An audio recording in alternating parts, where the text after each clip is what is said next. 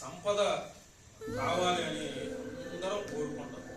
కానీ దాన్ని ధర్మ మార్గంలో సంపాదించాలనేటువంటి కోర్పు నేర్పు కలిగి ఉండటం. పుష్కల వాక్ చతురత్వం, రూప సభాంతరాల పుష్కల వాక్ చతురత్వం, విషం సభాదృశ్య సభలో మాట్లాడలేకపోవటం అనేది ప్రతి వ్యక్తికి కూడా విషతుల్యంగా పరిణమిస్తుంది. కాబట్టి అటువంటి సభల్లో చిన్న సభ అయినా పెద్ద సభ అయినా మనం ధైర్యంగా స్థైర్యంగా మనం చెప్పదలుచుకున్నటువంటి అభిప్రాయాన్ని చెప్పగలం.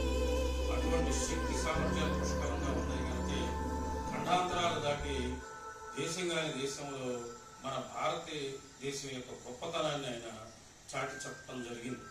అప్పటి వరకు ఆయన్నే పెద్దగా భారతదేశంలో గుర్తించలేదు.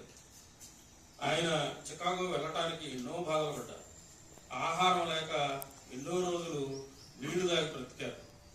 కానీ ఎక్కడ ఆయన భయపడలేదు. ఎప్పుడైతే చికాగోలో ఆయన ప్రసంగించి భారతదేశం యొక్క కీర్తి కిరీట జెండాని అక్కడ ఎగురవేశాడో అప్పుడు భారతీయులు గుర్తించారు. అప్పటి వరకు భారతీయులు గుర్తించారు. ఎప్పుడైనా సరే సమాజం ఎలా ఉంటుందంటే మనం ఎన్నో కష్టాలు నష్టాలు ఓర్చుకొని ఒక సక్సెస్ సాధించిన తర్వాతే ఈ సమాజం మన వైపు తిరిగి చూస్తున్నాం. అప్పటిదాకా మనల్ని పట్టించుకోదు, ఒక పురుగులాగా చూస్తుంది ఈ సమాజం యొక్క నైజం.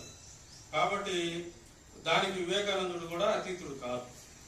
కాబట్టి అటువంటి సభలో మాట్లాడగలగటం అనేది గొప్ప.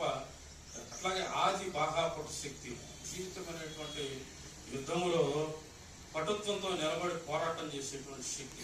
ఆది అంటే యుద్ధం, ఆది బాహా పటు శక్తి.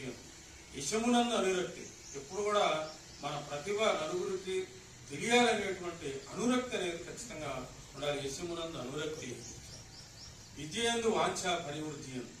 విద్య అంటే ఇక్కడ సంస్కారం.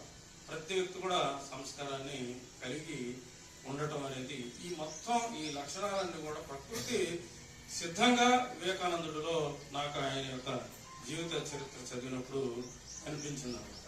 కాబట్టి ప్రతి వ్యక్తి జన్మించినటువంటి ప్రతి వ్యక్తికి తల్లిదండ్రులు వివేకానందుడి యొక్క జీవితాన్ని బోధిస్తూ కనుక వారిని పెంచాలి. కానీ ఇవాళ సమాజంలో పేరెంట్స్ తప్పండి. నేనైతే